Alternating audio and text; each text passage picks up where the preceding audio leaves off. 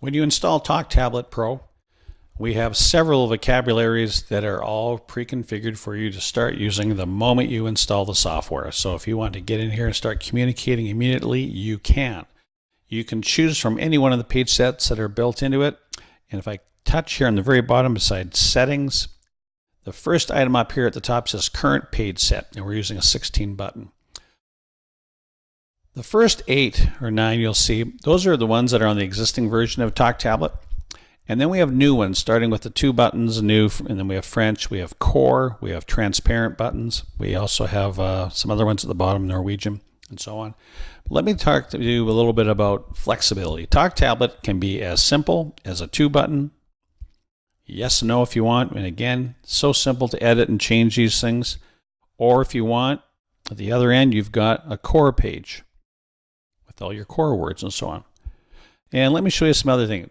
We also have what are called transparent buttons. This is brand new with TalkTablet. You can put an image on the background of a page and then make the buttons on that page transparent. That's a new setting inside button settings. You can make a button transparent. For example, if I hit edit and I touch on this button in the top left-hand corner, and I'll choose edit button, you'll see we have a new choice here called is button transparent, yes or no. I can make the border transparent or not too. If I do that, it will disappear that one. You won't be able to see it at all. But you can do that. So what that does is it lets you see through the button to the image on the background, and then what we can call these buttons hotspots if you want. So in the example I'm showing here, and this is included with TalkTablet PRO, if I touch on this little boy's face, Jimmy, or the mom, Mommy.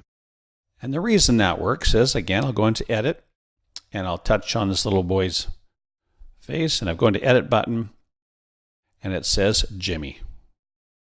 And the button is transparent. If I come down here, you can see the button is transparent and the border is transparent. I'll take the border off transparent and I'll hit done.